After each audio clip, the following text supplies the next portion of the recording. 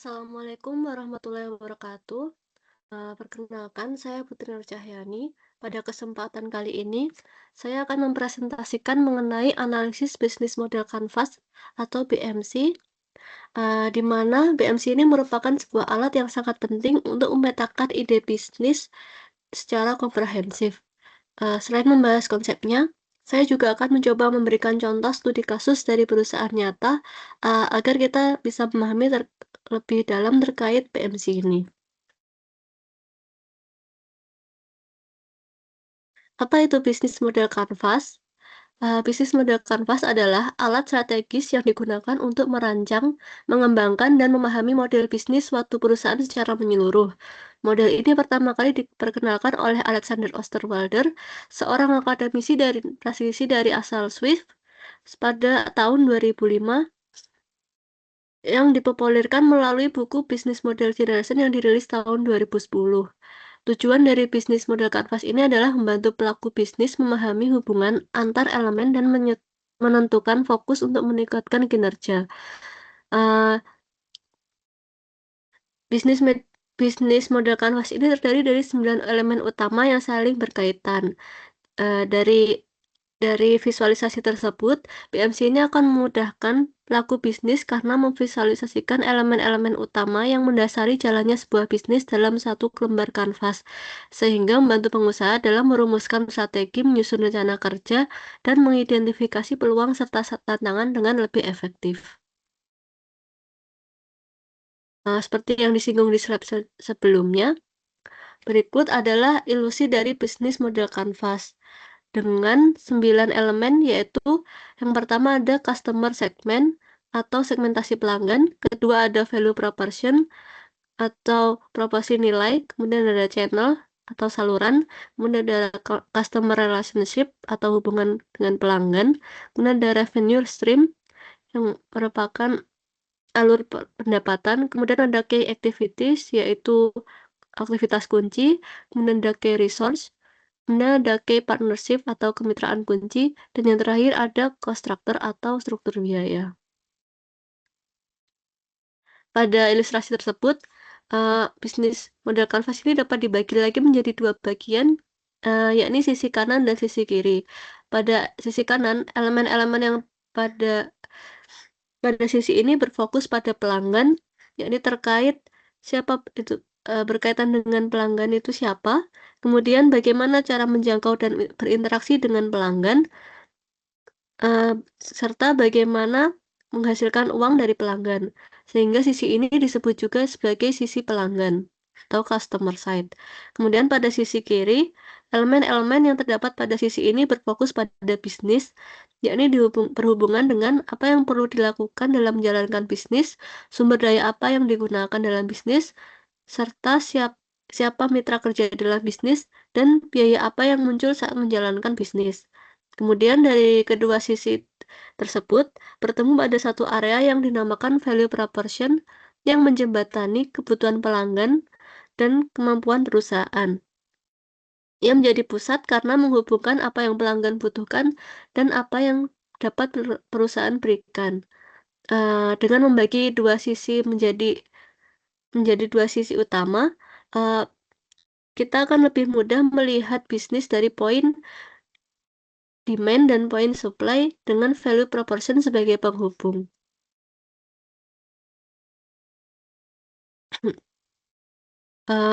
Dari 9 elemen bisnis model kanvas tadi, kita akan mulai membahas dari elemen pertama, yakni customer segment atau segmen pelanggan. Di mana bagian ini menjelaskan sekelompok orang atau organisasi yang menjadi pelanggan atau target utama dalam bisnis. Tujuannya yakni menggambarkan dan memahami siapa pengguna, pembeli, dan pihak yang dilayani. Pertanyaan kunci dari segmen ini adalah siapa target utama, kemudian apa karakteristiknya, kemudian perilaku, kebutuhan, dan masalah apa yang mereka hadapi.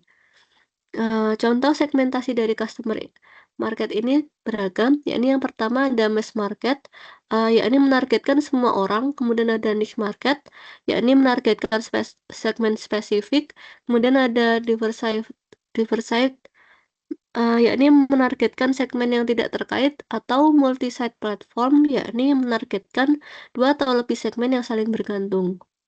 Kemudian dalam menyusun segmentasi pelanggan ini, terdapat 3 poin yang perlu diperhatikan, yakni yang pertama ada customer job, di mana poin ini dibuat untuk mengetahui informasi terkait pelanggan, contohnya seputar keinginan, terus apa apa permasalahan yang diselesaikan, kemudian kebutuhan terhadap suatu produk. Selanjutnya, poin yang kedua yakni terkait customer gain atau keuntungan pelanggan. Berisi poin-poin atau manfaat yang sekiranya diharapkan oleh pelanggan, baik dari segi fungsionalitas, sosial, emosi, dan penghematan biaya. Sehingga kita bisa mengelaborasi pertanyaannya menjadikah apakah pelanggan menghemat waktu, kemudian apakah hasil yang diinginkan oleh pelanggan, dan apa yang pelanggan berusaha cari. Kemudian yang ketiga ada customer pain atau masalah pelanggan.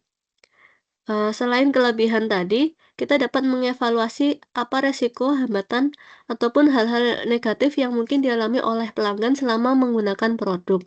Contoh pertanyaan yang dapat kita pertanyakan lagi yakni berapa harga yang menurut pelanggan itu mahal, kemudian apa tantangan yang sering dihadapi oleh pelanggan, kemudian apa penyebab pelanggan merasa tidak nyaman, kemudian apa resiko atau ketakutan yang menghantui pelanggan.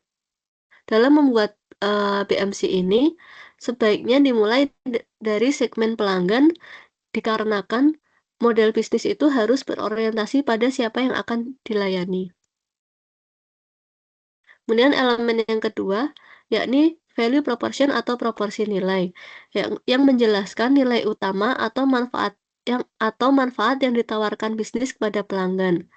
Nilai ini memuat membuat pelanggan akan memilih produk atau jasa kita dibandingkan dengan pesaing. Contohnya kemudahan penggunaan produk, kecepatan jasa, harganya lebih murah, kemudian kualitas produk lebih tinggi, atau inovasi, atau kenyamanan produk yang ditawarkan. Eh, Selain itu, value proposition ini juga menjadi daya tarik produk yang ditawarkan kepada pelanggan. Oleh karena itu, kita perlu menjabarkan keunggulan apa yang membedakan produk atau jasa yang kita miliki dengan produk yang dimiliki oleh pesaing. Pertanyaan kunci yang dapat kita pertanyakan di sini, yakni solusi apa yang diberikan, kemudian apa nilai yang membuat pelanggan memilih bisnis Anda, apa keunikannya atau keunikan atau keunggulan kompetitifnya. Eh, Kemudian, dalam menyusun value proposition ini, ada hal-hal yang perlu diperhatikan juga, yakni terkait produk service yang dimiliki. Yakni kita dapat menuliskan eee, semua keunggulan dari produk yang kita miliki. Dan yang kedua, ada pain reliever, di mana kita dapat menjelaskan bahwa hanya produk yang kita miliki ini mengerti penderitaan pelanggan dan produk tersebut menjadi solusi pelanggan. Kemudian yang ketiga ada gain creator, yakni menggambarkan keuntungan yang akan didapatkan oleh pelanggan setelah menggunakan produk, sehingga mampu meyakinkan pelanggan. Kemudian selanjutnya ada channels, yakni menjelaskan cara perusahaan berkomunikasi dan menyampaikan value kepada pelanggan, mencakup distribusi, pemasaran, dan penjualan. Contohnya berupa toko fisik, aplikasi, website, marketplace, atau sosial media. Secara umum terdapat 2 jenis saluran yang dapat dipilih, yakni owned channel dan partner channel. Pemilihan saluran distribusi yang tepat sangat penting untuk mencapai target pasar dengan efisien. Pertanyaan kunci yang dapat kita pertanyakan yakni melalui saluran apa untuk menjangkau pelanggan, bagaimana cara menjangkau mereka, dan saluran mana yang paling efisien. Kemudian customer relationship atau hubungan pelanggan, yakni menjelaskan jenis relasi yang dibangun perusahaan dengan pelanggan, mencakup strategi pelayanan, dukungan pelayanan, dan cara menjaga loyalitas pelayanan. Contohnya layanan personal, layanan self-service atau layanan automatic service, bisa komunitas atau co-creation.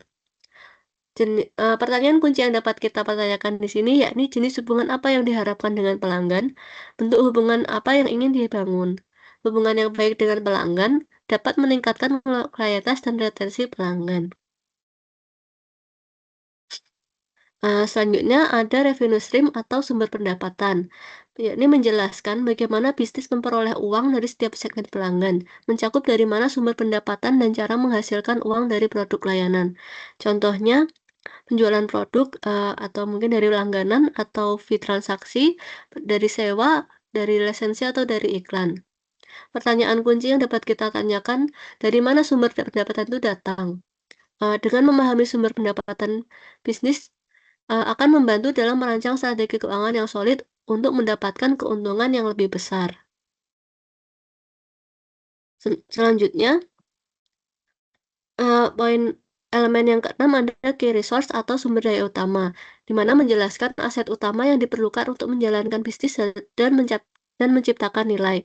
Jenis resource ini bisa berupa sumber daya fisik, sumber daya manusia, sumber daya finansial, dan sumber daya intelektual.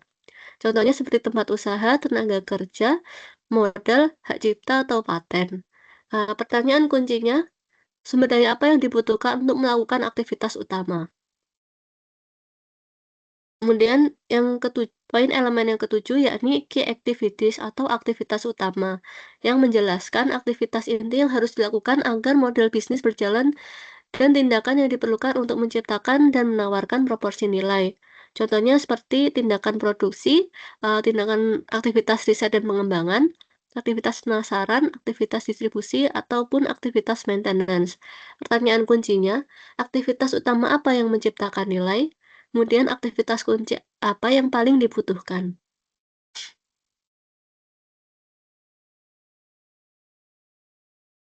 Selanjutnya ada elemen key partnership atau kemitraan utama. Elemen ini menggambarkan pihak eksternal yang membantu bisnis berjalan lebih efisien, memperluas jaringan bisnis, atau meningkatkan nilai proporsi.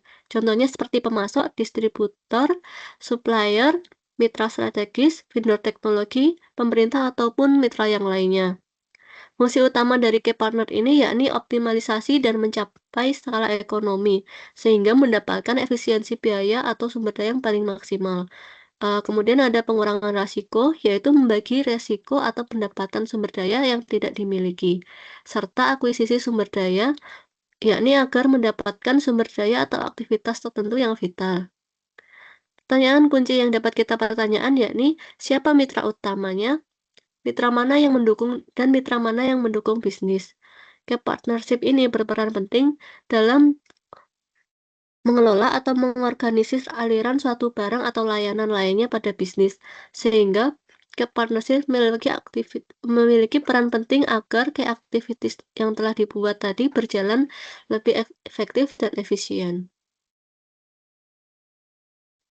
Kemudian elemen yang terakhir yakni cost structure atau struktur biaya.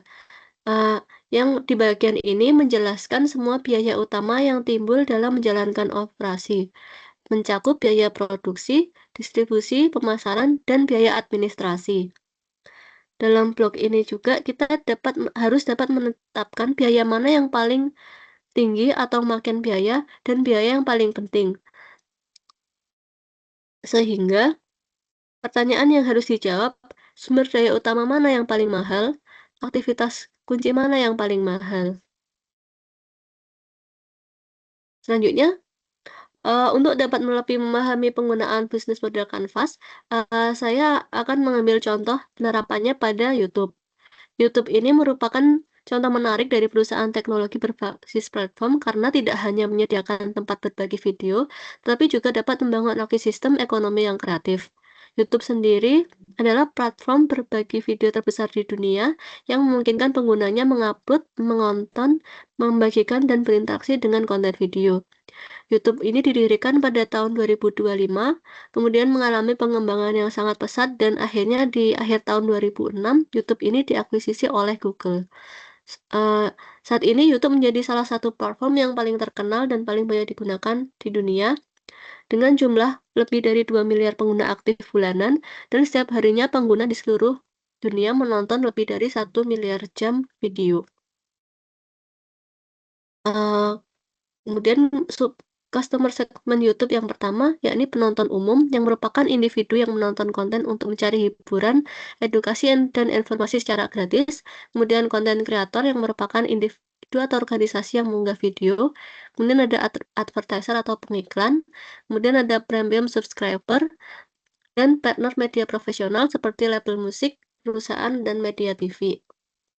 Kemudian value proposition yang kedua yakni untuk penonton memberikan akses gratis ke jutaan video, personalisasi, dan kemudian pencarian konten yang tersedia kapanpun.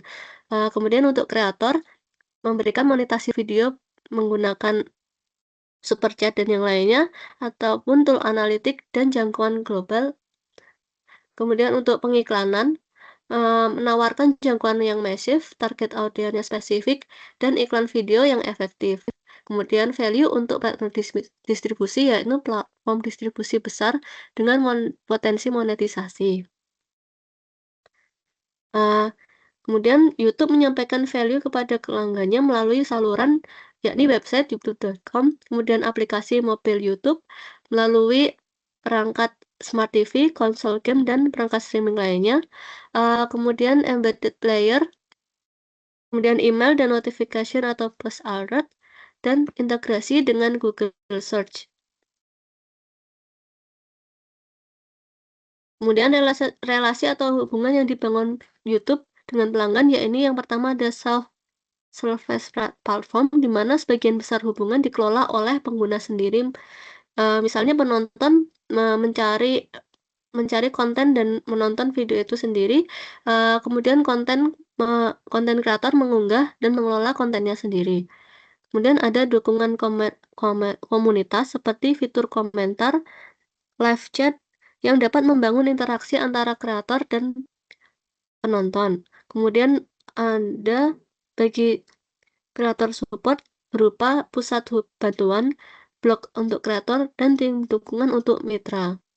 Kemudian ada sistem rekomendasi berbasis AI, di mana hubungan dengan penonton merupakan hasil algoritma rekomendasi yang dapat membuat pelanggan terus-menerus kembali menggunakan YouTube. Kemudian hubungan yang terakhir ada YouTube Partner Program, di mana program dari YouTube memungkinkan kreator untuk mendapatkan penghasilan dari konten mereka melalui pembagian keuntungan iklan. Kemudian yang kelima ada revenue stream YouTube, yang dimana YouTube memperoleh pendapatan dari iklan, YouTube Premium, Super Chat, channel membership, YouTube Musik, dan YouTube TV, dan pembagian pendapatan dengan partner media. Kemudian key resource YouTube, yakni yang pertama ada algoritma rekomendasi, infrastruktur server dan bandwidth global Google, kemudian keamanan, engineer tim konten moderator, teknologi monetisasi, dan Alphabet Inc. Foundation. Kemudian key activities YouTube, yakni aktivitas utama untuk dapat menjalankan model bisnis YouTube dan menciptakan proporsinya, yakni dengan mengembangkan dan memelihara platform, mengembangkan algoritma dan fitur, modernisasi konten, dan penegakan kebijakan pengelolaan kemitraan, dan inovasi layanan premium. Kemudian, pihak-pihak eksternal yang membantu YouTube berjalan lebih efisien dan meningkatkan proporsinya, yakni Google Ads dan pemasang iklan, konten kreator, kemudian perusahaan media dan label musik, perusahaan teknologi perangkat, dan provider internet dan operator jaringan. Kemudian beberapa biaya utama yang timbul dalam menjalankan operasional YouTube, yakni yang pertama infrastruktur dan bandwidth, yang kedua pengembangan teknologi dan engineering, kemudian modernisasi konten, marketing dan partnership, royalti kepada pemilik hak cipta, dan pembayaran kreator berupa revenue sharing. Berdasarkan elemen-elemen PMC yang telah dibahas tadi, berikut pemetaan model bisnis Canvas pada YouTube, di mana pada customer service ada poin berupa viewer, content creator, advertiser, premium sub, dan professional partner. Kemudian pada channel ada website, ada app, ada integrasi Google, integrasi perangkat, dan embedded player. Kemudian pada customer relationship ada self-service, ada algoritma rekomendasi, ada dukungan komunitas, ada dedicated creator support, dan YouTube partner program. Kemudian pada revenue stream ada iklan, ada premier sub, ada super chat, dan merge atau licensing. Kemudian dari value proportionnya ada konten gratis, yakni kemudian monetization tools, dan iklan yang efektif. Kemudian terkait key resource, ya ini ada algoritma AI, ada server global, ada engineer teams, ada monetization tool, alphabet funding. Kemudian pada key activitiesnya berupa platform maintenance, AI modernization, kemudian pengembangan algoritma, ads dan creator management. Kemudian pada key partner, ada poin content creator, ada advertiser atau Google Ads, atau kemudian ada perusahaan media, ada label musik, dan perusahaan teknologi perangkat. Yang terakhir pada cost structure-nya, yakni berupa infrastruktur, modernisasi teknologi, pembayaran konten kreator, dan salaries atau moderation. Analisis model bisnis YouTube. Model bisnis YouTube adalah salah satu contoh dari konsep flywheel effect atau roda gila yang terus mempercepat dirinya. Setiap elemen pada YouTube tadi saling berinteraksi dan berkontribusi pada penciptaan nilai serta model pendapatan perusahaan. Yakni dapat dibagi menjadi 4 poin, yakni yang pertama inti model berupa platform 3 sisi yang saling menguntungkan, di mana model bisnis tidak berfungsi jika salah satu segmen pelanggan itu hilang, yakni segmen viewers, segmen konten kreator, dan segmen iklan. Kemudian konten kreator menyediakan konten, kemudian konten tersebut menarik penonton. Kemudian basis penonton yang besar menjadi produk yang dapat dijual kepada pengiklan. Pengiklan ini membayar uang, kemudian dibagikan kembali kepada kreator. Kemudian insentif yang diberikan kepada kreator ini dapat menjadikan untuk terus membuat konten yang berkualitas tinggi, di mana akan menarik lebih banyak penonton. Poin yang kedua yakni berupa algoritma sebagai mesin penggerak utama. Aktivitas kunci yang paling penting bagi YouTube adalah pengembangan algoritma. Algoritma ini menciptakan proporsi nilai utama bagi penonton dan juga bagi kreator. Kemudian poin yang keempat, keuntungan strategis dari kepemilikan Google, yakni dengan Google sebagai sumber daya kunci untuk memberikan keunggulan kompetitif yang susah untuk ditiru.